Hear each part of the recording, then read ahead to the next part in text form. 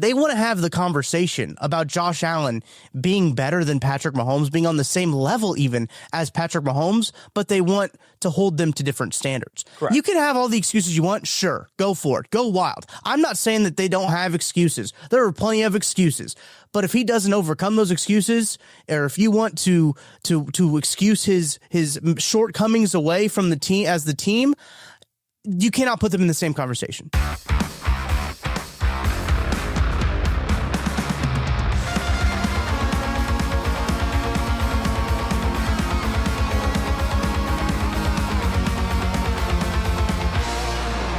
It's that football show here on KC Sports Summer. Tucker Franklin hanging out with Matt Verderame for your Friday divisional round preview edition of that football show, sponsored by our great friends Ben Holiday Bottled and Bond Bourbon. Always keep some on my desk in case of emergency. You never know when I'm going to need that. So I always keep it on my desk. But Matt, I usually ask you how you're doing, but the question I actually want to ask you is, what do you think of this? You can't win a Super Bowl if your quarterback is terrible. It happens. Yeah. It's extraordinarily rare. We won 2 Super Bowls without Tyreek Hill. Yeah, you know, it'd be a lot easier having Tyreek Hill on the goddamn offense. Two things can be true at the same time. The Chiefs are a really good team. The Raiders are an absolute disaster.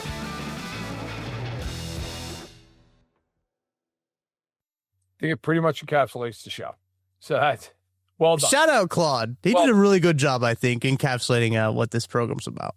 I like, by the way, the first part of that. I was at my parents' house. Apparently, the quality of my video that day was like 1978, but the quality of the commentary was there. So I hope. So now listen. I mean, it's a job well done by Claude. I like it.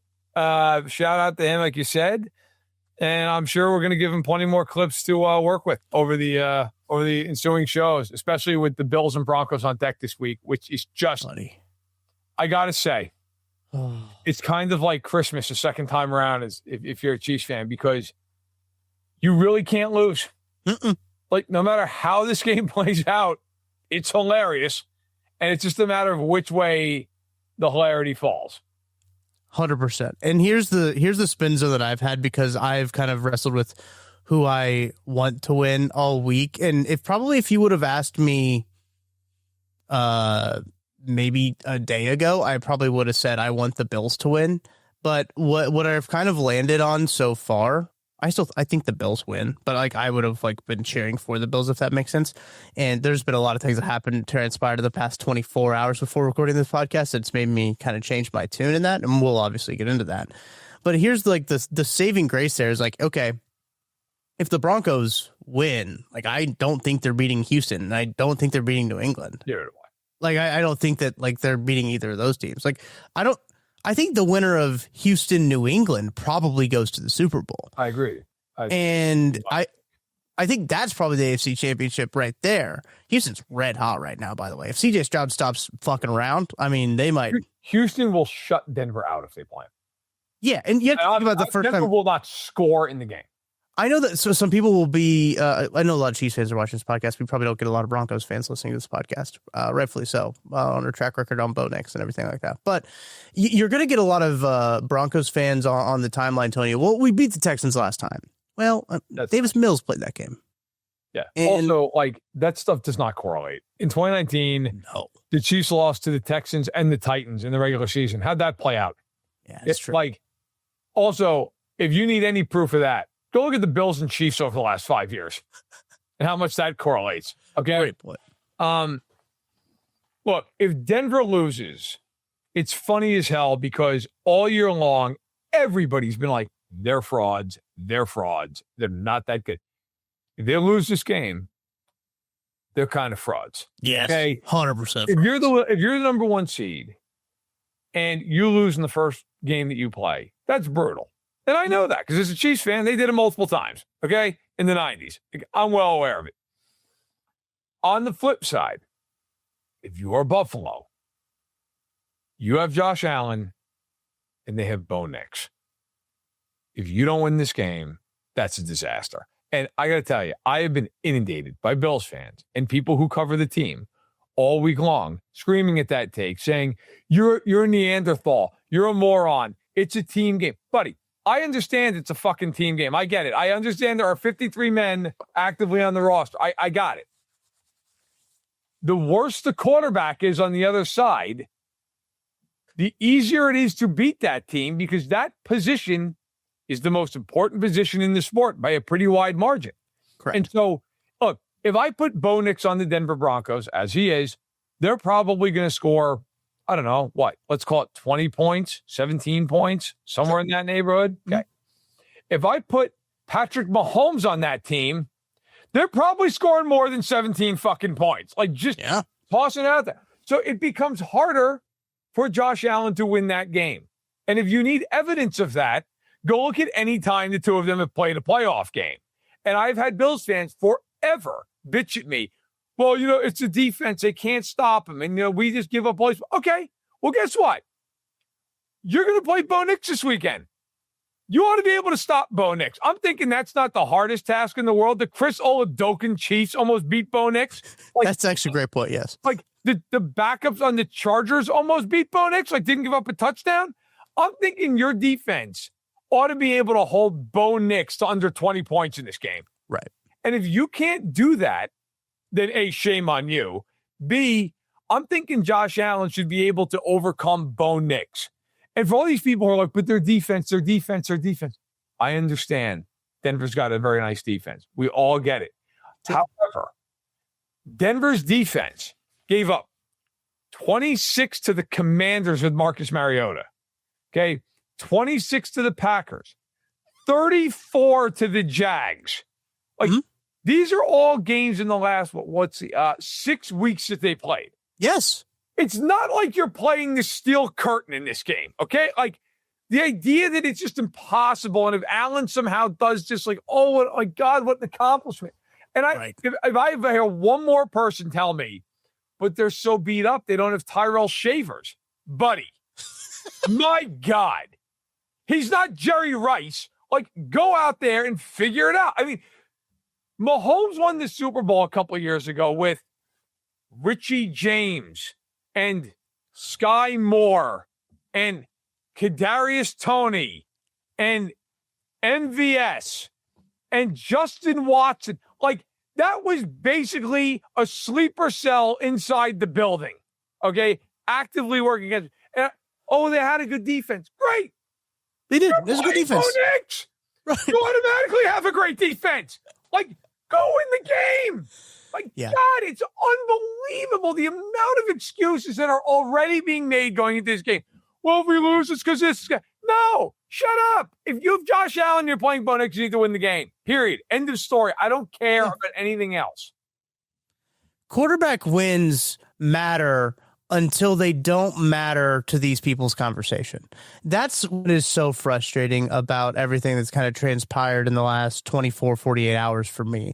It's the goalpost moving. And Matt, we've talked about this I feel like it's been weeks we've been talking about what people in Buffalo have been doing. It's all of Western New York seems to be moving the goalposts into like Connecticut and Rhode Island at this point, like they are moving goalposts at an alarming rate.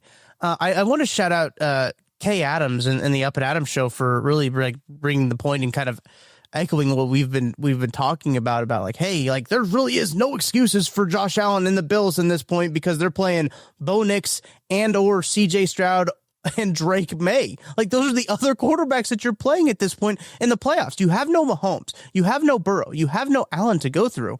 This should be, if you're the Buffalo Bills, the expectation should be we have to make the Super Bowl or it's a bust, it's a blown year. If it was Patrick Mahomes, Matt, oh, God, imagine how like it would be like, well, he has to win the Super Bowl at this point. Like he just has to win the Super Bowl. And like that, and they would. And there's no that's what's different. Mahomes would not get out of this AFC on a good football team. You kidding me? Right. I mean, we watched the Chiefs suck all year. We all sat here. We're like, if they could just get in, they'll probably go to the Super Bowl. I mean, be the 7, yeah. Listen, like, I get it, right? Like, it's a team game, fine. But, like, so's fucking basketball. Michael Jordan wasn't out there losing to Alonzo Mourning. You know why? Because he's Michael Jordan. That's why. It's the same narrative. It's the same argument that you get with these people who are like, well, what about Mahomes? He's home for the playoffs right now. It's like, you're right. They sucked this year. Yeah. He didn't play well enough. And guess what? His legacy's pretty damn secure because he's won 3 Super Bowls and got to 5. Like, if Josh Allen did that, I wouldn't be sitting here talking about all this crap. I'd be like, hey, who cares? Like, if he doesn't win, all right, so what? Like, nobody talks about Joe Montana losing to Wade Wilson in 1987. You know why? Because he won 4 Super Bowls. Yeah. Nobody cares. Nobody cares. He won 4 Super Bowls. Like, hey, man, it's okay. Tom Brady lost to Mark Sanchez. He did. Won 7 Super Bowls. Like, you kind of just get over it. Patrick Mahomes this year, the Chiefs, they didn't live up to expectations. No one's hiding that. I think it's pretty obvious. He's got a fistful of rings. It's okay. Like, I just think, like, if they win the Super Bowl this year and go 8-9 next year, I'm not going to sit there and go, fraud. Like, right. They won the Super Bowl. That's the whole point of playing the sport. So to sit there and say, well, it's a team game and Allen can't help it if they have the worst defense against the run in football. Okay, sure. He's the most important positional. He plays the most important position. He is the most important player on the team by a mile. Yeah. Okay, James Cook led the league in rushing this year. Yes, he did. Right now, the line is Denver by 1.5. If James Cook walked out on the field today and got hit by his offensive lineman and broke his leg, the line would go to like Denver by 2.5. Yeah. If the same thing happened to Josh Allen, the line would be -10. Okay? Yeah. Right. There's a reason. He's a quarterback. Like, that's why. That's why that would happen. Okay? I promise you that, like, the excuses that are being set up for that team, if they lose, it's unlike anything I can remember, especially considering after they beat Jacksonville in a wild card game, there were multiple big-time personalities who went on TV and were like, he is the greatest player I have ever seen. He beat Jacksonville. Right. What? Yeah. But, like, that guy apparently, Bo Nix might be a bridge too far. Right. Yes. No, that's the thing is that, like, he's the greatest player, but, like, he needs a lot of help, apparently. Apparently is kind of like where we're at here, too. And let's talk about James Cook, because I think James Cook might be the most disrespected player by his own fan base. And, like, he might be, like, offensive player of the year discussions, right? When you look at, especially just from scrimmage yards, he almost has 2,000 scrimmage yards this year. Like, the dude has been great this year. Like you mentioned, led the league with a career high 1,621 rushing yards. That's a really good season in today's NFL in terms of rushing. They also, be upset about this as you will, but they have the best pass defense in the NFL. It is by yards, right? Only 156.9 passing yards per game allowed by the Buffalo Bills offense. I know a lot of people will point to EPA per play or some bullshit that's made up on a spreadsheet that's expected or something. Who cares? They don't allow yards. That's the frank part of it. There's only one other team, Matt, that has led the league or had the number one pass defense and the leading rusher, and that was last year's Eagles. Team's pretty good. Yeah, they won the Super Bowl. So, like, for people to come out here and be like, to say there's no excuses in this game is like kind of far. Like, I saw some people be like, whoa, no excuses. What do you mean no excuses? We're going to give you a bunch of excuses right now. But that's what's so frustrating about this is that they want to have the conversation about Josh Allen being better than Patrick Mahomes, being on the same level even as Patrick Mahomes, but they want to hold them to different standards. Correct. You can have all the excuses you want. Sure, go for it. Go wild. I'm not saying that they don't have excuses. There are plenty of excuses. But if he doesn't overcome those excuses, or if you want to excuse his shortcomings away from the team as the team, you cannot put them in the same conversation. You can't, because I know for a fact if the Chiefs were in the same situation and they lose to Bo Nix and the Broncos in the playoffs, if they were 6 seed, they had to go to Denver, they lose, people would lambaste Patrick Mahomes. It would not matter that he was playing with 2 backup tackles. It would not matter that his 2 wide receivers don't give a shit. It wouldn't matter if he had a 37-year-old tight end out there. people will be like, oh, Patrick Mahomes has to win that game. And that's the difference. That's the difference. And I think that's what fires me up so much about Bills fans, Chiefs fans here. Just the standard of Josh Allen and Patrick Mahomes. They want to hold them on the same pedestal, but the standards are not the same for those two players. So it's unfair. It is unfair for Patrick Mahomes. We already know this, right? Mahomes is held to his standard, to the Mahomes standard, what he's done. He's held to his best season. Mahomes. Yes, and Josh Allen cannot be held to Mahomes. No other quarterback in the NFL can be held to the Mahomes standard because they would all be, well, dog shit in comparison, to put it frank. The problem that I have with the entire argument, other than the fact that it's based on complete bullshit, is that when we talk about all the other great quarterbacks in NFL history, I mean, pick them. It doesn't matter who it is. Like Brady, it could be Montana, it could be Unitas, it could be whoever, right? Man, Peterman, yeah. Yeah, of course. Well, he's in his own tier. Jets tier. Adjusted for Jets, Nathan Peterman's a Hall of Famer. Yes. I had somebody ask me the other day on Twitter, they asked me some question. They're like, what is this adjusted for Jets? And I was like, well, yes. It's catching on. I'm telling you what, adjusted for Jets might be one of my favorite phrases that have been born in this podcast. Good. Adjusted for Jets. We got a lot of runway. It's the Jets. We got plenty of time. Yeah. Look, Dante Moore saw adjusted for Jets. I was like, I'm staying. Okay, I don't want to be part of this. Which might actually, short sidebar, Dante Moore going back to school might like really mess with the Chiefs and what they can draft at 9. A little bit. Yeah. It's one pick, but yeah, right. No, I know what you mean now. Well, yeah, some other guy's going to get pushed up in the top 10. You watch. Yeah. You watch Ty Simpson go 3rd overall. Let's start that. Yeah, somebody will. His agent.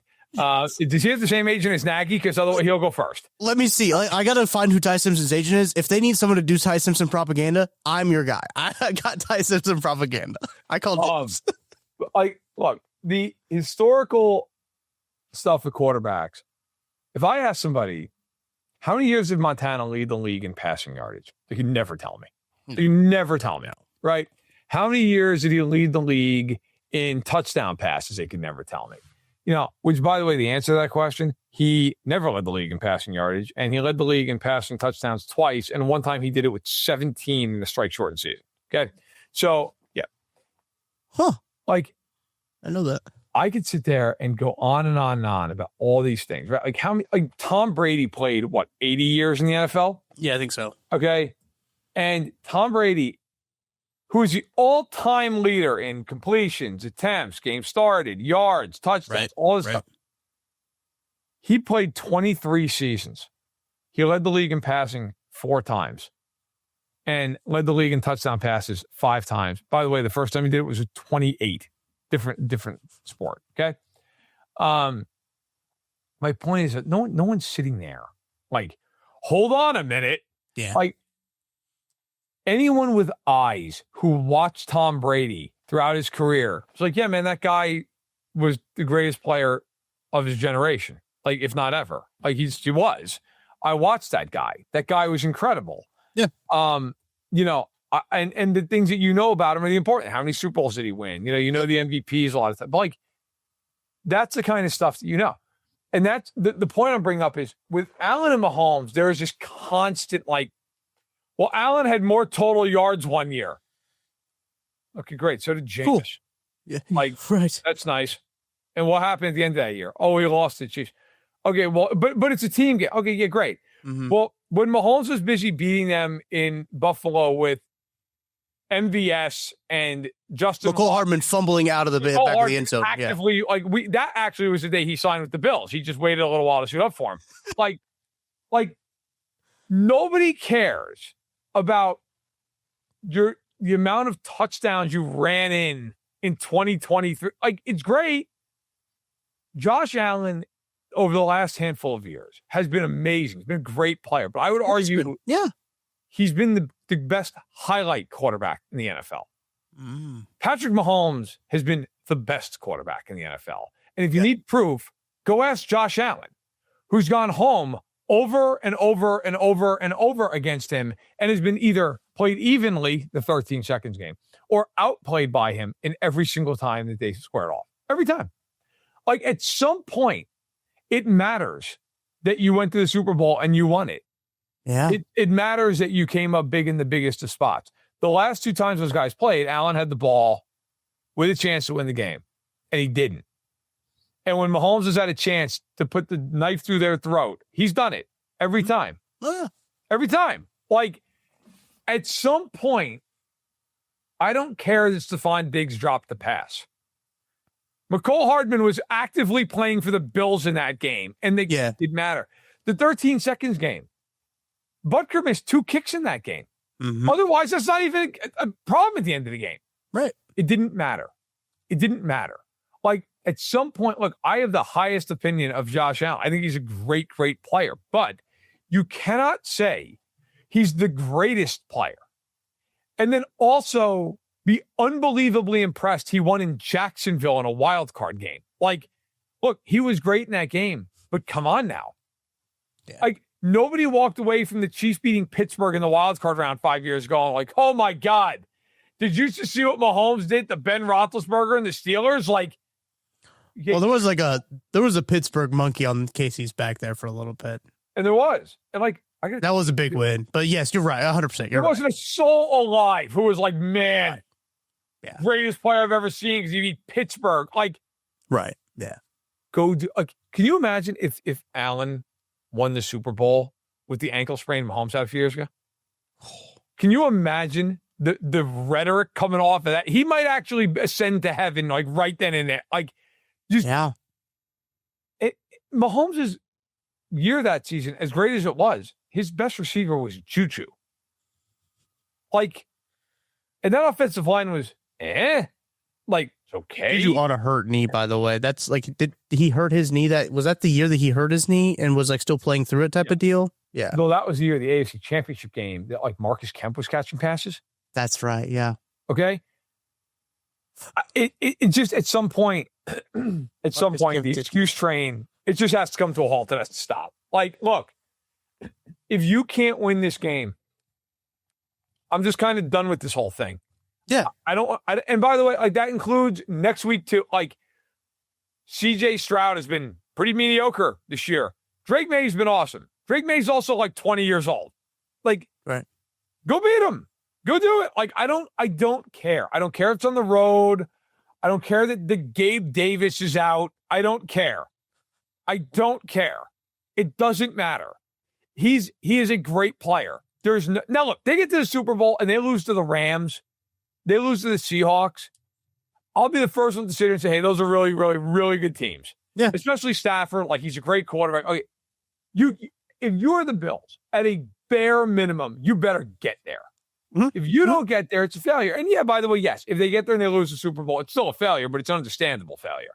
Right. It's a complete failure if they walk out of Denver Saturday night and Bo Nix is playing football the next weekend.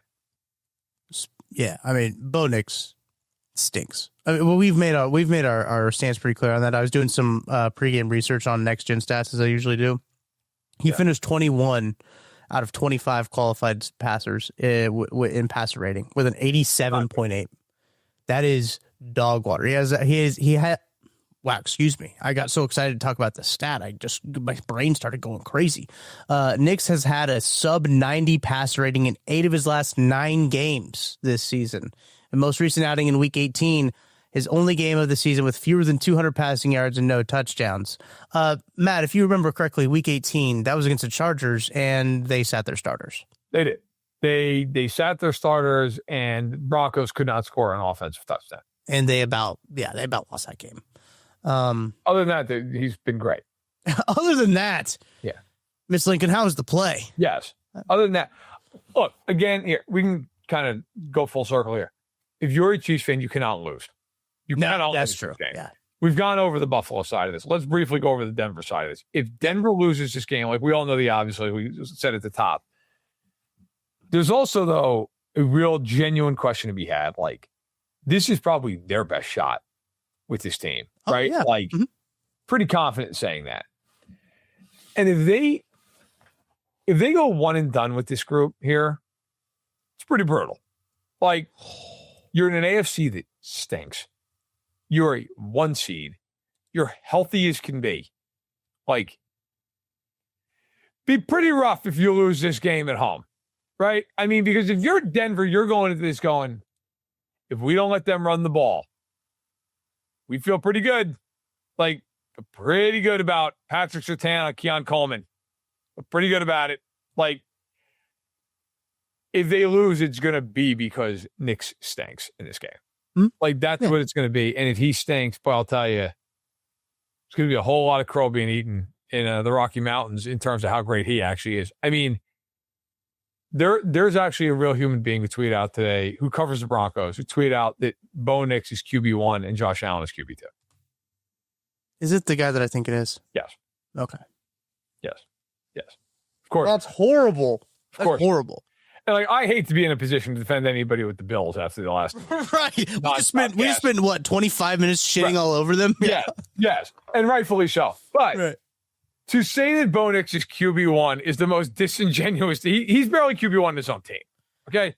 It's true. Jared Stidham might be better. We may find out. I think it'd be both hilarious and thoroughly entertaining if like Denver just can't score in this game against Buffalo's defense and the Bills and the Broncos fans just booing them off the field every possession like they were against the Chargers. I mean, yeah, it's a weekly occurrence. Yeah. It is all on the table. It is all on like it could be one of the most entertaining games I've watched in a long time. It could be. It really could be. Also, by the way, Broncos haven't won a playoff game since Super Bowl 50. That is true. So that you got that going into it. The Bills also are the 5th team in the Super Bowl era to win 11 games, 6 straight seasons. Each of the other 4 teams to do it all appeared at multiple Super Bowls and won at least one in that span. The Bills haven't appeared in the Super Bowl since 1993, and I wasn't alive. Yeah, I was. It's the first year I watched football, and I remember watching Chiefs were pretty good that year. Game. What? Chiefs were pretty good that year. They were great that year. I fell in love with the Chiefs in football that year, and I was 5. And I, to this day, have a VHS tape of that AFC Championship game because my dad, who never had to work on weekends, had to work that day and was calling like frantically from a payphone. Right. Every so many minutes, like, what's going on? What's going on? I remember just being like in tears, like, they're good. They're going to lose. And he was like, they'll get back. And I remember as a kid being like, they're never going to get back. I was right. Right. For about a quarter century, I was right. I'll tell you what. This is an opportunity for the Bills. And it's an opportunity for the Broncos. And on Saturday night, it's going to be a long night for one of them. It is the first game of this playoff weekend. And it's so good that that's the first game of the playoff weekend. Saturday, 3:30, as you mentioned, Denver favored by 1.5. I will be chronically online after that game. Oh, like in a way that is unhealthy. Okay, my wife's gonna be, honey, the kids. I'm like, not now. Yeah. I'm on Twitter. Dara's gonna be crying, calling me to bed. Like, please, just come, put it down, put the phone down. Oh, you have like 8 chargers ready at all times in case one of the cords fail. Like, it's not you. You don't know these people. I know. Yeah. I don't know. I'm just gonna start smoking cigarettes. I don't even smoke. I don't smoke. Yeah. Yeah. I'm just gonna put like a whole pack in my mouth and light it up, look like a prairie fire. You know, just tweeting out. Be like that meme of the guy in Jaws. You know. Yeah. Like the 9 cigarettes hanging out of my mouth. Just yeah. Listen. If you're watching the show because you hate watching us, which I know there are probably a handful of people who do. Which, by the way, welcome for being here. If you're doing that, and you're a fan of one of those 2 teams, I highly advise, if you lose this game, to immediately mute my account on Twitter. Because I'm telling you, I am going to be borderline, if not completely over the line, insufferable. Along with, I'm sure, if I have to write about this game for SI, like, that's my real job. And so, like, I'll give you real analysis. But understand that I'm probably going to be writing about a game that I thoroughly enjoyed. And so, yeah, if you want like my like level-headed, no bias analysis, read my SI column. That's where I'll be. Right. If you want me just absolutely having a field day emotionally, be on Twitter, where I'll be just, oh, this is even better than the Chiefs Super Bowls. Like, here it is. I'm living it. It's like if the Broncos and the Raiders played when I was a kid. Just hilarious, no matter how it shakes. Yeah. Yeah. Who's your pick in this game? Who do you think wins? I think the Bills are going to win the game. I agree. I think I'm picking the Bills in this game. I'm picking them because of the quarterback disparity. Like, it's just. Now, I will say this. I think it could go either way. I really do. I just thought of something. Sean Payton is the head coach over there, and Josh Allen has had some injuries. And listen, Sean Payton, not beneath Sean Payton to add some incentives to a pot if you knock a guy out of a game. Listen, both coaches here. Their motivational tactics are questionable. Let's just leave it at that.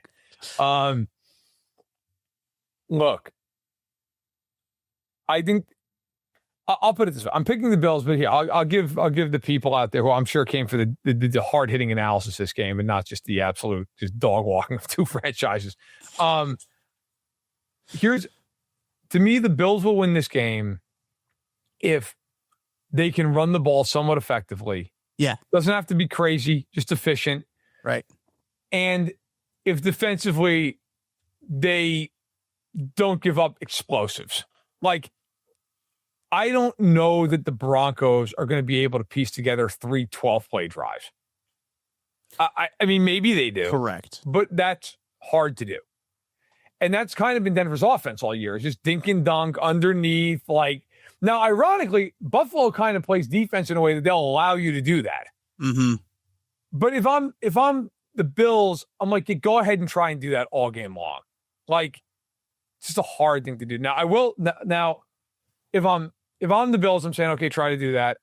We're going to try to run the ball, be efficient, play the field position game, and win that way. And let Allen, be Superman for whatever, a half dozen plays. Right. The Broncos, I think, win this game if the Bills just flat ass can't run the ball. Yeah. Because unlike Jacksonville, who, like, look, I think even going into the game, like, we all knew their weakness, even though they're good defensively, their weakness are their corners. Mm-hmm. They do not have good corners. Denver, to their credit, will just get in man coverage across the board against Buffalo and go after them. I actually think schematically the Broncos are the advantageous team in this game. Like, yeah. Denver can just get in man, play 8 in the box, and say, you're not running. You are not running the ball. You're never going to get open against our man coverage. If Kincaid has a decent day, fine, who cares? Nobody else is doing anything. And defensively for Denver as well, like, Buffalo's had a hard time this year dealing with free rushers, blitzers that are unaccounted for. Mm-hmm. Denver blitzes a ton. That, like, Allen, you would think would be great against the blitz because most quarterbacks really thrive against it. And I'm not, to be clear, I'm not saying he's bad against it. Yeah. But they, as an offense, have struggled picking up when you blitz, 5 and 6 guys. It has been a problem for them. So schematically, I actually think Denver has the advantage here, but then Bo Nix is involved. Right, yeah.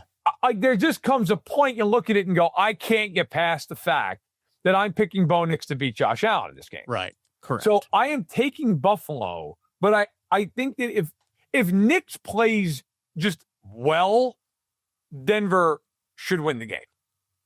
I just have no faith he's going to play well.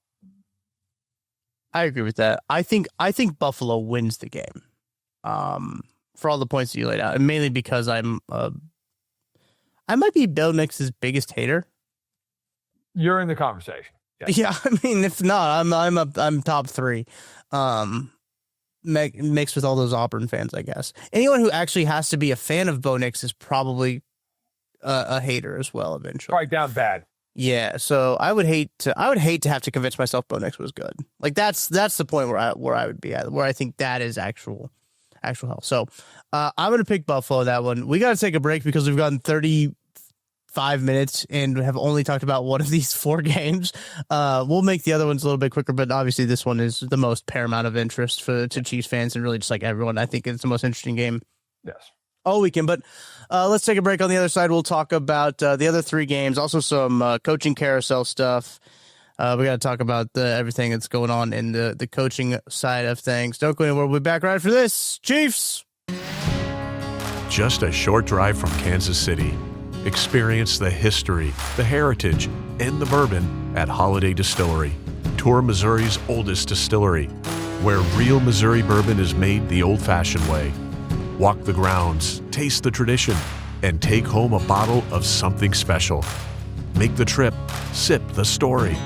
Holiday Distillery, Weston, Missouri. Book your tour at holidaydistillery.com. Heather Luce, broker owner, KC Local Homes, and Emprise Bank has been a great partner for us. They're our partner in Possible. Debbie and I hit it off immediately, and she was one of the first bankers that I would say sat down with me and actually genuinely cared about my story and where I was coming from and what I was trying to do, not just what kind of loan do you need, how much equity do you have, and she really kind of laid out my options for me and just made the process make sense, and I felt comfortable with it. Start to talk about it and think about it, a building popped up that I wanted, that I could afford, and it was in a great area.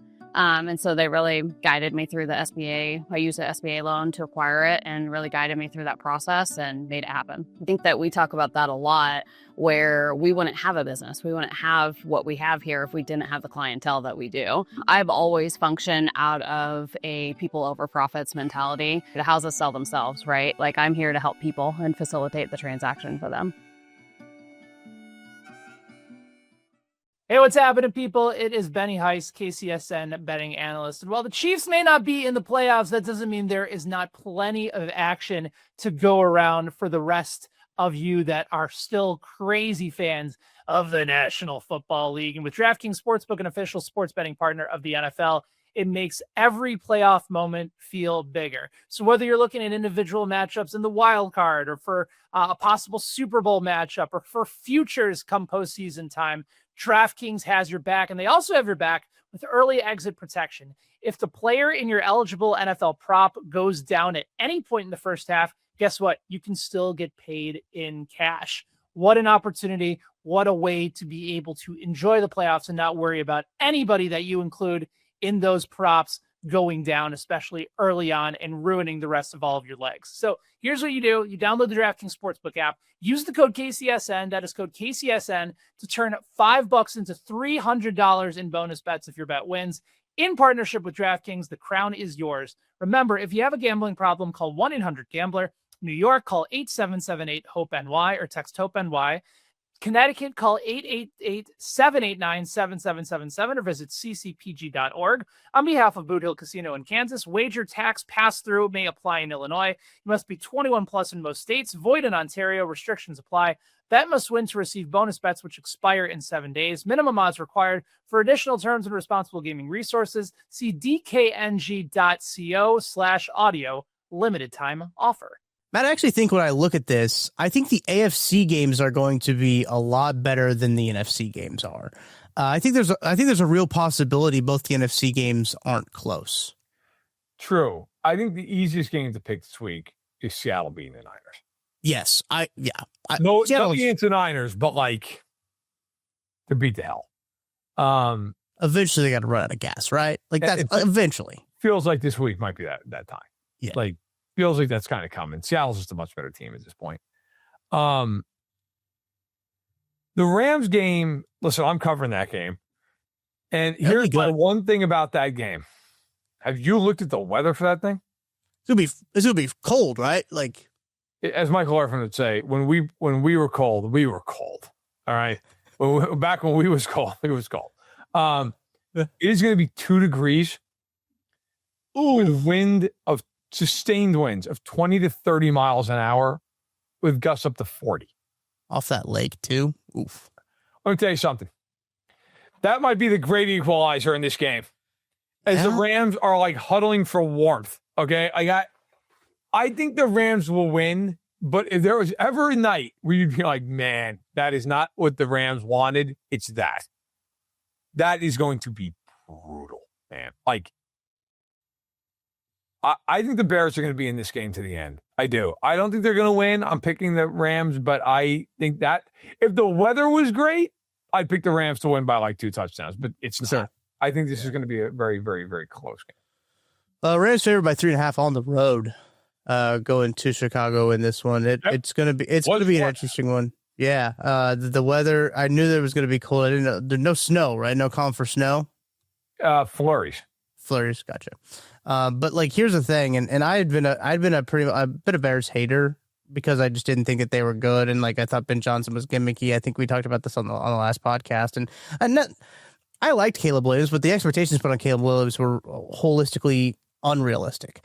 When talking about being the next Patrick Mahomes, like that's not fair for Caleb Williams to have that on him, and he doesn't play anywhere like Patrick Mahomes. So it's like Josh Allen to have it on him. It's very true. It's not fair for Josh Allen. So I think that the way that they won that game against the Packers kind of maybe flipped my perspective on the team, because I just thought that they were a lot like the Broncos, kind of like a fraudulent team, but right, a little bit worse of a defense than the Broncos have, right? The Broncos have a much better defense.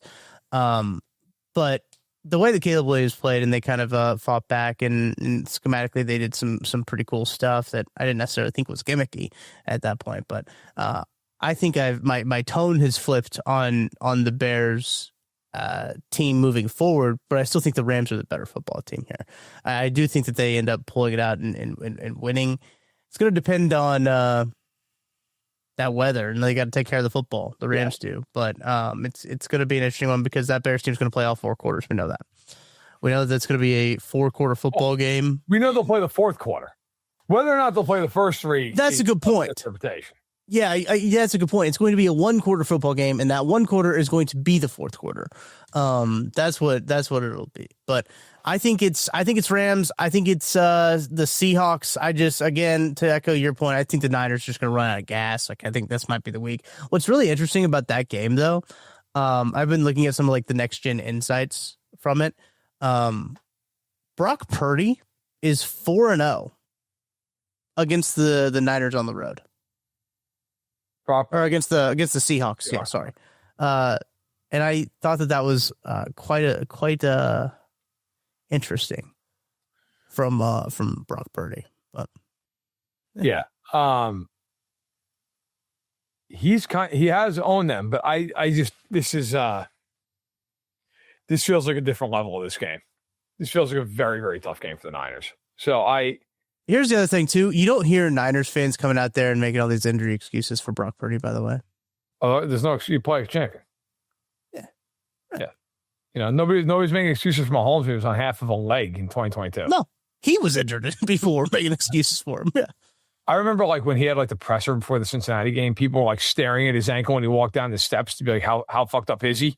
Yeah. It was like, I remember like all week that people were like, is he going to play? I'm like, are you kidding me? Is he going to play? Yeah. Come on now. Stop it. And then Joseph Osai was like, I'll hit him 9 yards out of bounds. And off the Super Bowl, the Chiefs went. Bengals fans still complain about that call. It's baffling to me. He had 3 feet in the paint.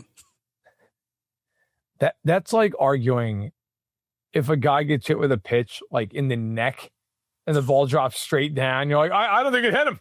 Right. Yeah. Like, buddy, I got to tell you, you see that guy writhing on the ground with a baseball imprint on his neck? It hit him.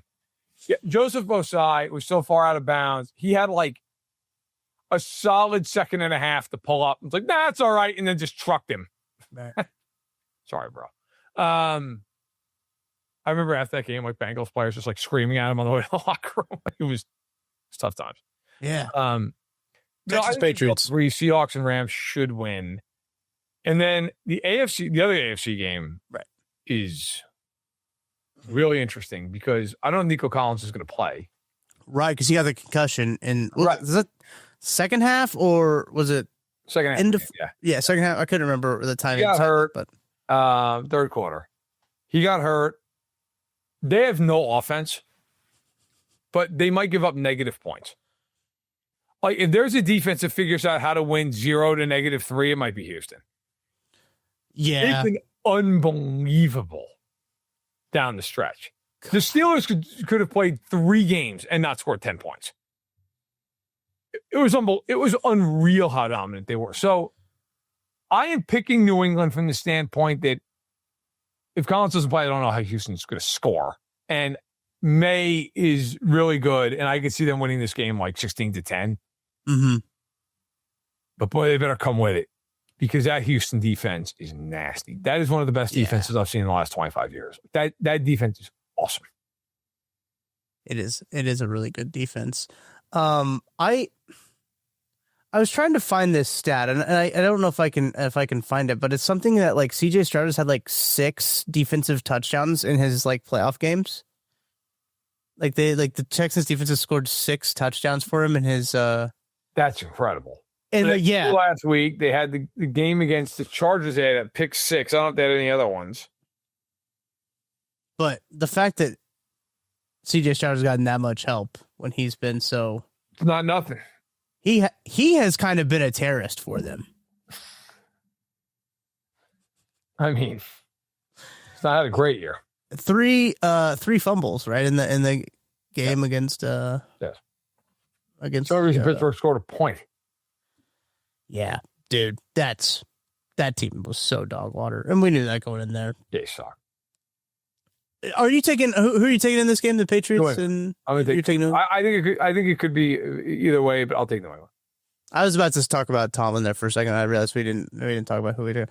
I'm gonna go Houston just because of the defense, and I think that defense is so white hot right now. But you make a really good point about like is CJ Stroud going to actively try to sabotage what's going on? There's a good chance he does, right? And not on purpose, but just incompetence. And he's got to play just like, don't turn the ball over. And I think that the Texans can win, but that's been a problem recently for him. So, I think that's the first pick we've gone the opposite on. So we'll see. Yeah, it'll be interesting. I'm very much looking forward to that game. I'll be at Bears Rams, so I'll be watching the Texans pass game from the press box. Good. I don't know where the hell I'm going to be next weekend. Well, we'll either be in Denver or Houston or New England, I guess. Or we're one of the NFC teams. I mean, Chicago hosts by some miracle than there. Oh, that's true. There's a 2 seed, right? Chicago is? Yes. Yeah. Well, so then, if they win, they're hosting. Right? Or no, I guess. Well, no, Seattle. I forgot Seattle's 1 seed. Yeah, so, that would tell me. But Denver would probably be, I mean, Denver's not a long flight from here, so probably Denver. Yeah. Hey, I mean, we'll see. We'll see. But Chicago for the second weekend in a row. And usually when I go to a playoff, I'm going to Arrowhead. But yeah, that didn't work out this year. The only time I went to Arrowhead this year was when they played Washington. Everybody was like, man, that's just unbelievable. They're back. And then that was it. Half, they were really good. Yeah, for the second half. I remember we went to Joe's to have lunch before that game, and we actually saw real life Commanders fans there, and they said, "What are you doing here, man?" Couldn't believe it. It's crazy. Never seen one in the wild. No, there's only like 5 of them. It's pretty rare. Let's talk coaching carousel because Mike Tomlin. I think after we recorded the podcast, I think it was Tuesday. Mike Tomlin officially stepped down. That's the phrasing, that's the verbiage that they're going with is Mike Tomlin stepping down. He's going to take the year off from understanding. And it's I think it was part of it was a family decision as well, is what he said in his statement, but just kind of felt like it was time for some change there. So the Steelers now become the 9th head coach opening. We also got an opening filled as of this morning when we're recording this podcast. John Harbaugh is the next New York Giants head coach. 5-year, $100 million contract for John Harbaugh. That is not nothing. If you're getting that much money, he's probably going to have a lot of control over what happens in that organization.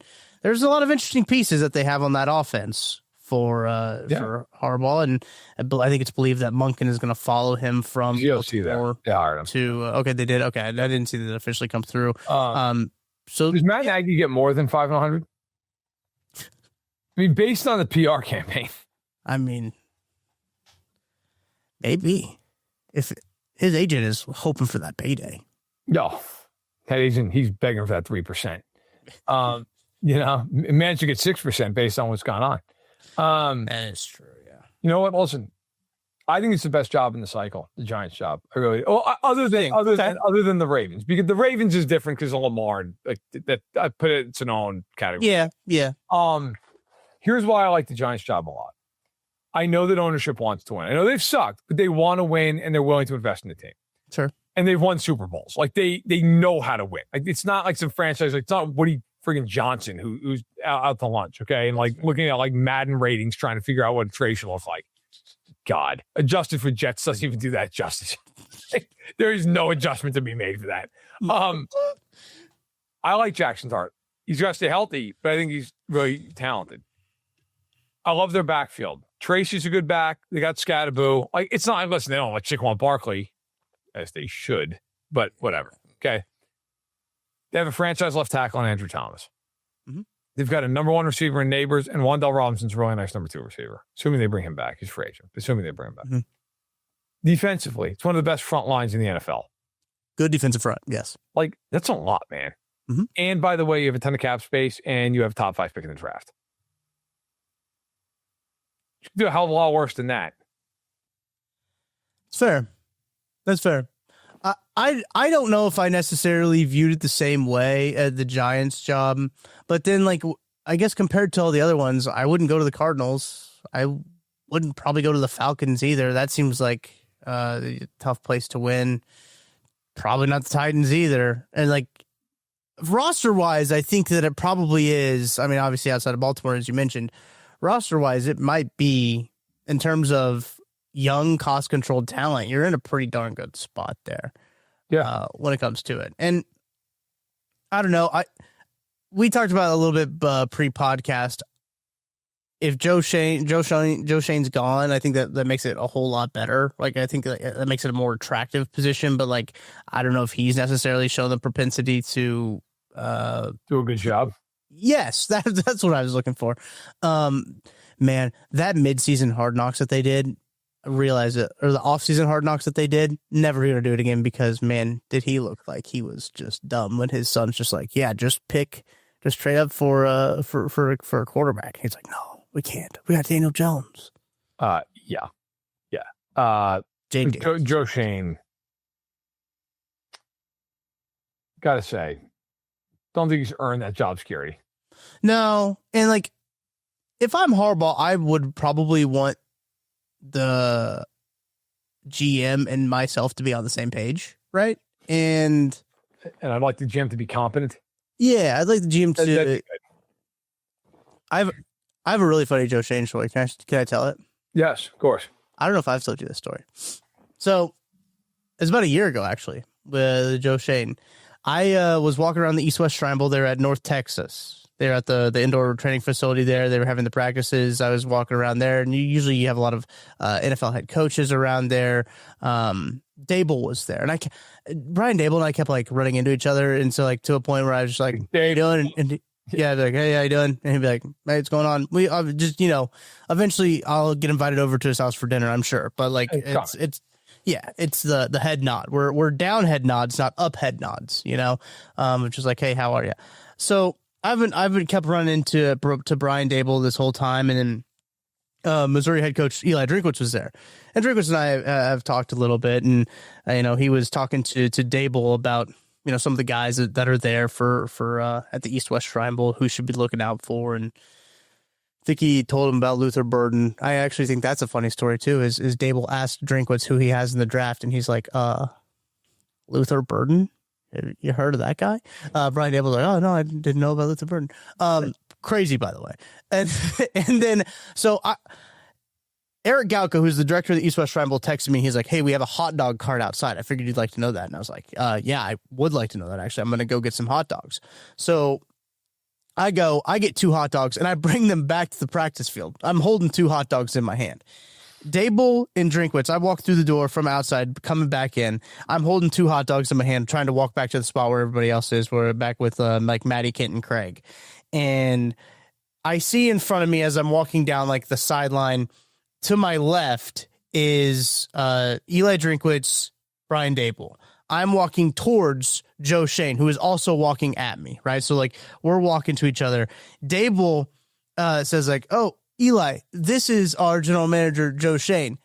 And I am in between Brian Dable and Joe Shane with 2 hot dogs in my hand. And we're doing the old, like, oh, I'll go this way, but he also goes the same way. Yeah. It was one of those, like, oh. So in the middle of Eli Drinkwitz meeting Joe Shane was me holding 2 hot dogs, trying to walk back to the group. And I'll always remember that about Joe Shane, is that me awkward interaction with him, do-si-doing as he's trying to beat Eli Drinkwitz as I'm in between Brian Dable and Joe. Nice. Shane. Yeah. Nice. It was well done by you. Brian Dable's got more time on his hands these days. So maybe you get that dinner in. Yeah, right. Yeah. Maybe we'll see him in Indy. You know, maybe we can hit him up in Indy. Also, we're going to see a lot of people in Indy. Maybe too many. Oh yeah. Okay. 4 days in Indy, I start seeing the same people. I remember one time I was in Indianapolis. I was walking to a bar, and there was like nobody on the street, and there's just one guy walking toward me. And as I'm getting closer and closer, I'm like, "This can't be who I think it is." And it's Spagnuolo. Like, "Hey man, what's up?" He's like, "Hey, what's going on?" And then like just a super happy cat. I just kept walking, like he was clearly going to a dinner. Right. Yeah. And I was just going to get drunk. But you know, which in Indianapolis is pretty much what you do for your job. It has to. Yeah. Yeah. You got to keep yourself under control. But it's mostly like you go to the bar, and I guess I should actually be more accurate. It's not so much getting drunk, because if you get drunk, then you're failing. But it's more like you're just constantly with the drink in your hand from about 9 o'clock at night till 4 o'clock in the morning. Mm-hmm. So it's about pacing yourself so you don't end up face down on like the Steak and Shake floor at 3 a.m. Yeah. Which I'll tell you right now, I have seen that happen to people. Literally. That exact thing. Headquarters Steak and Shake, by the way, Indianapolis, Indiana. I've seen it happen. It's not good. By the way, lastly, saw on Twitter this morning, Tyreek Hill said in a quote tweet to Ryan Fitzpatrick put out, while we're putting in requests, I would like the opportunity to become the next People Magazine Sexiest Man Alive. Yeah, I saw that. And Tyreek Hill quote tweeted, said, "Since we are putting in requests, I want to go home." Look, everything's up for interpretation in life, but I don't think it takes a ton of reading between the tea leaves to infer what that might be about. Let me ask you. Okay. If you're the Chiefs, would you sign him? There's a lot to consider with this, because he also does not have the cleanest off-field. I was about to say, how many guys in your wide receiver room do you want to have questionable character at the same time? Usually, they usually just kept one, right, for good measure. Can you get two? Maybe three? You know, because if you're Brett Veach, do you sleep at all? Like, are you just staring at your phone every night at 3 o'clock in the morning? Like, please, God, don't light up. Yeah. Oh. You know, and of course, Tyreek is coming off of a major injury. Yes, he is. Like, would you sign him, or would you be like, "Hey, man, the memories are awesome, but like, I'm not going down that road"? I think it depends on the money. It usually does. Yeah, it usually does. I don't think you can sign him for like what he's making now, right? Like, I wouldn't feel great about that. Like, that would actually make me a little bit upset. So you got 1 year and $8 million. Yeah, I'd do that. For the thought of Tyreek Hill in this offense again? Yeah. He's not going to be the same, right? Because that knee injury was brutal. But it was knee, right? It was a knee injury, not ankle? His leg snapped in half. Yeah, it wasn't good. It was a lower body injury. We'll hockey it lower body injury. It was not good. It was pretty. Yeah. The fact he was cheering after it too, which was wild. Well, he knew he had to play for the Dolphins. Season-ending knee injury, week 4, knee dislocation, multiple torn ligaments, including his ACL. Oh, is he? I don't even know if he'll play next year. So, like, that's a lot. That is a lot.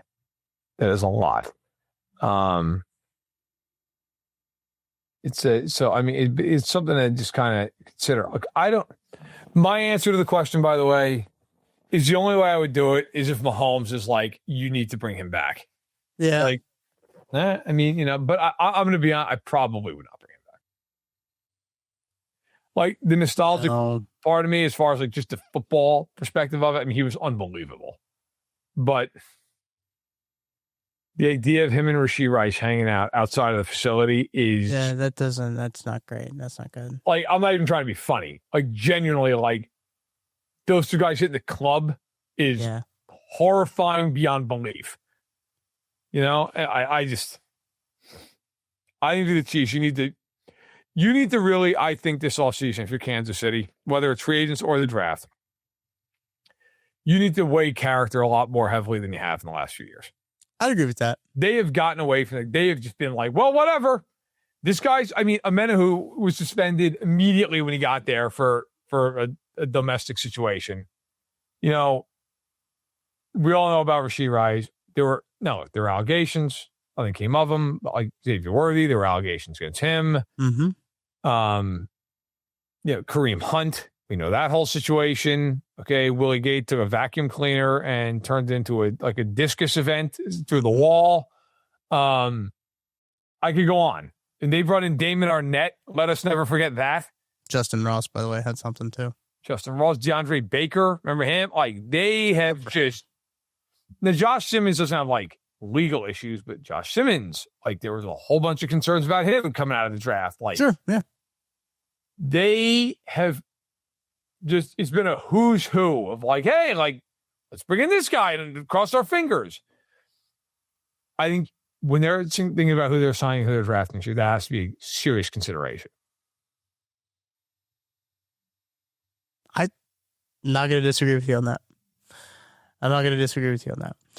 Let's do a quick power ranking, Matt. Sure. Before we get out of here, I want to power rank drugs. No, okay, no. Cocaine 4. No, that's for June. That's for June. That's for June. Yeah, we'll say that one for June. The names for hardcore drugs. Yeah. Go ahead. Yes. I want to power rank offensive coordinator openings. Can we do that? Because there are some, Chiefs obviously not official open right now, but we'll throw the Chiefs in there, right? It is open. Eagles, Lions, Bucks, Chargers, Raiders, Chiefs. Eagles, Bucks, Chargers, Raiders. Okay. How are from top 5? I guess it would be because there's going to be what is this? Is that 6 openings? Yeah. So you're going to leave one out. Okay, we're leaving off the Raiders because there's no one alive who's taking the Raiders. Yeah. Yeah.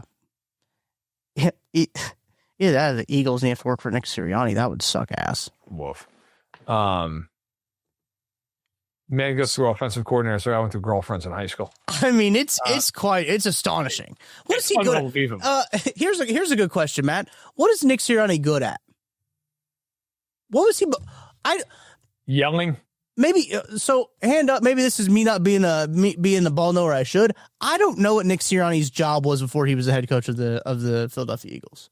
Was he a defensive guy? Offensive guy? He was an offensive guy. Nick Sirianni, former Chiefs great, by the way. Yeah, he was. I did know he was with the Chiefs. He was the OC for the Colts for 3 years when they were terrible. Yeah. He was their offensive coordinator when the Chiefs knocked him out of the playoffs. That read 18 to 20. Yeah. Yep. So he wouldn't have Andrew Luck. Chargers for 5 years. It was just a wide coach positions. He was quarterback coach. 4 years before that. You know, I got to say, no wonder Nick Sirianni is so angry all the time. He was a Chiefs assistant coach from 2009 to 12. That'd just take it out of anybody. That is horrid. He was offensive quality control in 2009, assistant quarterbacks coach in 10, offensive quality control in 11. They said, actually, you're not quarterbacks anymore. Go back to offensive quality control. And then went to wide receivers in 12. Oof. That's brutal. Not good. Not good. So, yeah, I mean, look, if I had to power rank him, I'm going to put the Chiefs at 5 because the offensive coordinator with the Chiefs just doesn't get to, do anything. See? That's kind of my thought process, too. I think the Eagles is probably worse because of the Sirianni factor, right? But okay. I would have had them 4. All right, hang on. Let me get this up so I can make a nice graphic and we can get. I look forward to being screamed at by a Chiefs fan. Like, how could you say 5? Because you didn't call the plays. No. That's 100% why. If that guy had agency, yeah, he'd do the number 1 job in the league. I mean, yeah, there's one reason that this is a good offensive coordinator job, and it's Patrick Mahomes. That's the one reason it's not a good job. And imagine if they bring him back, and I have to do a breaking news team about them bringing back Isaiah Pacheco, I might. Dude, if they do, I'm coming on. And we're gonna do some things that are gonna get us fired. Yeah. Yeah. Multiple jobs are gonna let me go. Oh my god. Multiple jobs. Yeah, so you're not even putting the Raiders on this list, then your five is Chiefs. Oh god. Yeah. Your 4 you said is Eagles. Yes. Okay. I think I'm flipping mine. I think I'm going Eagles 5. I'm going Chiefs 4. 3 for you. All right. So it's between the Bucks, the Lions, and the Chargers. Chargers for me is 3. You have a lot of talent with the Chargers. I do kind of like that one. A lot of talent. You have a good quarterback. Justin Herbert probably is the better quarterback out of, the ones left of Jared Goff and Baker Mayfield. So like you do have that attractiveness of it, but it's the Chargers. It's just like, I feel like Harbaugh, not to the extent of Andy, but Harbaugh is going to basically tell any offensive coordinator he has, I want to run 50 times a game. Yeah. Like, all right, well, great. Also, like, the point is to win playoff games, and I have Justin Herbert. True. Yeah. I also play 18 or 17 road games every year. Yeah, the more I think about how bad the Raiders' job is, it's awful. You don't have a quarterback. You don't have anything. You have you have Brock Bowers and no wide receivers, and maybe the shittiest offensive line I've ever seen put together in my life. Yeah, that is horrible. Be rushing for 3 yards a carry. That team. Plus, I'm in that division. Have fun with that. I think Chargers is a bit more attractive than. But then you have to you're trying to factor in health at the same time. I think Chargers is a bit more attractive. I'm probably going to go Lions just because of I'm kind of unmoved by Jared Goff. And I do see the attractiveness, obviously, of like Dan Campbell and that coaching staff, that culture, everything like that. But again, Dan Campbell took over play calling. And like you had that whole thing going on there with that, but Jared Goff doesn't really move me. I probably am bumping up the Chargers a little bit higher than I should too, with just in terms of quality of quarterback and all that. But Lions at 3 for me, and I'm gonna go Chargers at 2. So who's your 2? Snake draft. Bucks. Yeah, the Bucks. Look, the division's a joke. I am going to run the offense completely because of Bowles being the head coach. Yeah. I've got a million weapons to work with. Yep. I've got a Hall of Fame left tackle in the prime of his career. And I think Baker's good. So, like, I feel pretty good about that situation. I think that's a pretty good job to land that. I think it's my number one job, the Bucks is. Okay. Because of the full control that you get. You get the autonomy, and I truthfully think that they have some pretty decent weapons. I know the running backs are up for free agency. I think Baker's a pretty good quarterback. Their offensive line was looking to be pretty good before the injuries kind of decimated them. I like Ibuka. I think Sean Tucker's been really good for them. I think they've got some good stuff. Bucky Irving too. Like I think they have got some good stuff, some good tools, and it's a franchise too that. I trust a little bit, but I got Bucks at 1 for me. So your number 1's Lions. My number 1 is Lions. Yes, I think. Look, you just have so much talent. Like you have Gibbs in the backfield. Sure. Yeah. You've got weapons all over the place. Again, another coach who's pretty much going to get out of your way, other than on 4th down when he runs over and suplexes the punter so they can go for it on 4th and 15. Goff is fine. Like I don't love that. I feel like the offensive line is not what it was a couple of years ago. Sure. Yeah. But I love the tight end. I love the receivers. I love the backs. Like you're indoors. You don't have to deal with the elements. Mm-hmm.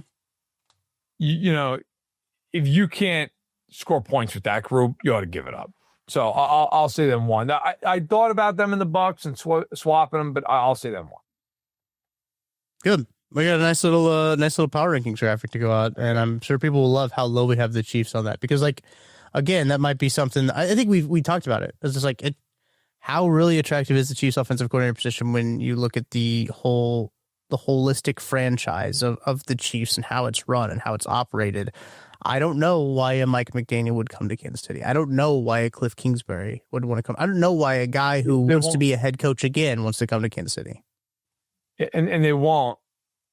Because they have no ability to call play. Like Bieniemy would go back there because it's a promotion.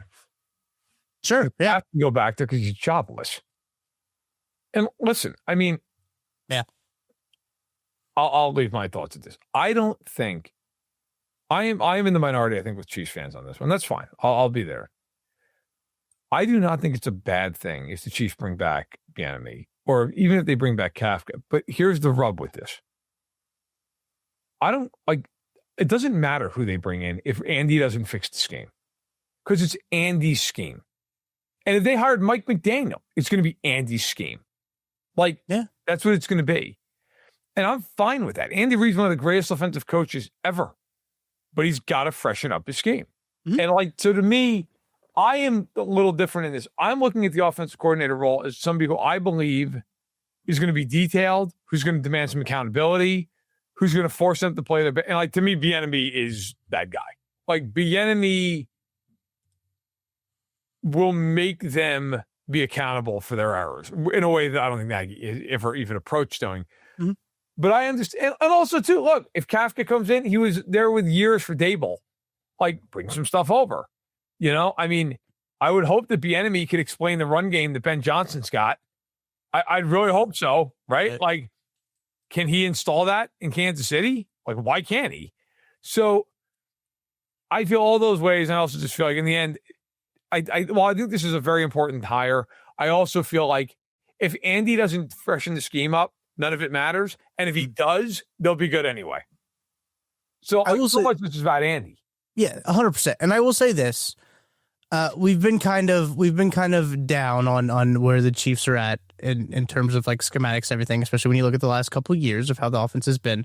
I will say Andy Reid has shown the propensity to change in the past. And I think now with a losing season, and there's some sense of urgency now and actually having ramifications for his actions, for having consequences that he actually has to face, you would think, one would presume, logically estimate that changes are coming schematically. Yes. We'll see if that actually happens, but yes. If they don't, if those things don't happen, that's a bigger conversation. It's a bigger conversation. B, I am of the opinion if that does not, he'll be fired. Like, I firmly believe that. If they go through another year next year where they're 8-9, and this offense is the slog that it was the last half of this season, I think they're looking for a new head coach. Do you think Clark Hunt will pay two head coaches at the same time? He's done it before. Yeah, a lot of different situation for that. It was, and I get it. I just think at some point, man, like, you cannot waste any years of Mahomes. 100%. No, I'm right there with you. Yeah. You know, look, I don't want to say I'm giving him a pass, but like, because of the immense, unbelievable amount of success that they've had this past year, if it's a one-off and they're 13-4 next year, you can just kind of write it off. So it was just a year from hell. You get one. Like, yeah. It happens. Mm-hmm. If this team's like one and done in the playoffs next year, or like don't make the playoffs, and it's because your offense just sucks. Yeah. That's not acceptable. Come on, man. I mean, what are you going to do? Watch Andy just like wither, away with the prime of this guy in the sideline because Andy doesn't want to ever put in like a man-beating concept ever? Mm-hmm. I mean, what are we doing? So although maybe also in the minority, I do believe he will fix the scheme this offseason. Yeah. I've seen him do it. Yeah, exactly. That's the thing. People treat, like, Andy Reid went from being a genius in Kansas City to people after 1 year treating him like he's the biggest moron on earth. Like, there's just no possible way that Andy Reid can figure out how to scheme up an offense. Like, well, yeah, he's just an old man and it's past him. But it's like, guys, I mean, come on. Like, he's done this multiple times and fixed this offense. And all of a sudden it takes off. And also, too, look, we got a lot of time before the draft. We'll get into all. Sure. Like, yeah. There might be 3 receivers worth taking at number 9. Do you take one of them? Like, I just saw the Athletics latest mock that has the Chiefs taking a safety, which, let me tell you something. Which, with wide receiver 1 and like defensive end 1 still on the board. Nothing against Caleb Downs. If the Chiefs take Caleb Downs at 9 overall, I am going to have a borderline aneurysm. That's a Kyle Hamilton pick. Love Kyle Hamilton. I got to tell you, Chiefs don't need Kyle Hamilton. They need a pass rush and they need weapons on offense. That's what they need. If the Chiefs could take Carnell Tate and they take Caleb Downs, I am going to be in arrhythmia. So just know that that's how I feel about that. Okay. Boy, that podcast will be something if that happens. I will lose my mind. Yeah. Matty Lane quote tweeted it and said wide receiver 1, defensive end 1, and defensive 2 were all available in that mock draft, and the Chiefs were taking safety. Not to cross promote here. I had Matt Lane on my podcast, the one up on Thursday morning, and we broke down the draft. And yeah, Matt is very high on some of the edge rushers and the receivers, but he's I won't spoil if someone wants to watch it. He's super high on one receiver that I think is interesting, and I think would be a really good fit for the Chiefs. I also think, I'll leave a little carrot because of some measurables. I think some Chiefs fans would have a mental breakdown, but I think would be a really interesting fit on the team. I'm excited. I think that's going to do it. There's only a couple other headlines I had on there. Adam Thielen retiring, and Rodgers is probably going to do the will he, won't he thing again. Of course he will. He wants a little bit more press. Yeah, and I also, a note that I written down, I think Stephen Biscotti's awesome. I think that dude's fucking hilarious. He needs to do more of those things. What the hell?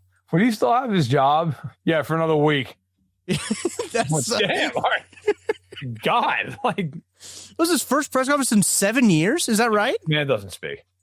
Kind of impressive, truthfully. But when he does, as banger after banger, dude, he was out here being like, "What? If Mike Thomas stepped away, what the heck?" He's live reacting. It was awesome.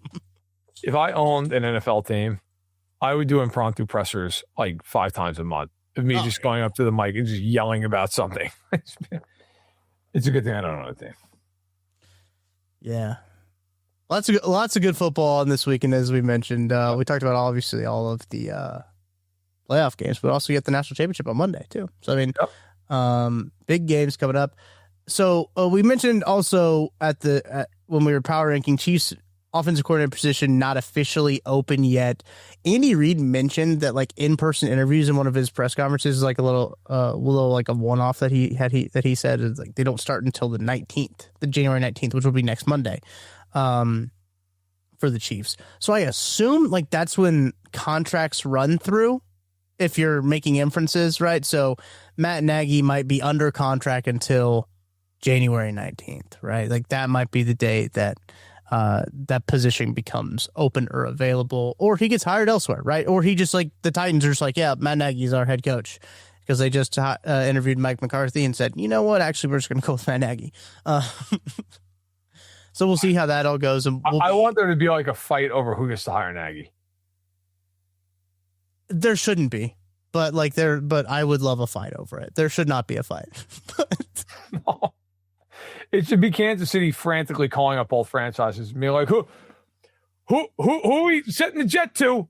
Where's he going? Did he interview with Arizona? I think so. I also have no clue who's in the running for Arizona. Again, we talked about that. Yeah, we talked about that one of these podcasts. Arizona's one of those teams that as a blind spot for me. Is I forget about the Cardinals a lot. I forget about them. I feel like we're gonna get to the draft and what pick do they have? Third, right? Third pick. Yeah, they're up there. Yeah, they're gonna go to the war room camera, and it's just gonna be the lights out, nobody in there. They forgot the draft is started. Oh shit. Oh fuck! Somebody get in there, turn the light on. Have a janitor making the pick. Nobody can get into the facility on time. Just Arvell Reese. Auto pick. Who's first? Who's available? Oh god, I remember as a kid when the Vikings just didn't pick for multiple spots. Yeah, that was incredible. Mel Kiper Jr. was having a heart attack on air. Yep. They went to the Vikings and the whole clock ran out. They just sat there. He usually and then 2 other teams picked, and then finally the Vikings were we'll pick up the phone now. Yeah. That's so good. All right, I think it's gonna do it for this edition. Oh wait, it's Friday, so I've gotta look at see if you guys have left us any 5-star ratings or reviews. Thank you guys all so much for the kind words on the podcast. Still continue to let people know that we're better than them. We do appreciate And that. shout out to all of you who have. I've seen multiple people, especially going after Briscoe. Good. Yeah, Good. It was direct attacks on Joshua Briscoe. Got it coming. Yeah. You can throw some Kent Swanson in there too as well. I don't know if we have one. I think we talked about Mr. Fergie Ferg. We did. Oh no, okay. That football show. Every week I listen to the lab just to make sure they're not as good as Matt and Tucker. I check in with Only Wear Games twice weekly and they're great, but still not as good as That Football Show. Amateur Hour is what's happening and I'm happy for them, but the D stands for the best Chiefs-centric show going. Shout out to Homie for Life with a Y. So shout out to that rating and review on the Apple Podcast feed. Thank you. Keep checking in. Keep checking in on those people. Make sure they're not starting to step the game up. Yeah, we appreciate you keeping a finger on the pulse, right? You got to make sure that like, all right, still check it out. Yep, not as good. Yeah, we appreciate that. Okay. All right, that's gonna do it. We'll be back after a pretty exciting divisional round. Oh, I guess you'll be out on Sunday, so we'll see when we're gonna record a podcast. Yikes! I didn't even think about that. The timing of that could be brutal, so stay locked in. We'll let you know when everything is going to happen, going to go down. But we'll have a podcast for you on Monday. We appreciate you. Go enjoy a great football weekend. Some great games going on. And it's stress-free if you're the Chiefs to watch this. We'll go kick it back and enjoy it. So from Verderame and Tucker Franklin, thank you so much to Ben Holiday, Bottled and Bond Bourbon, and Holiday Distillery for making this show possible. We will talk to you guys on Monday.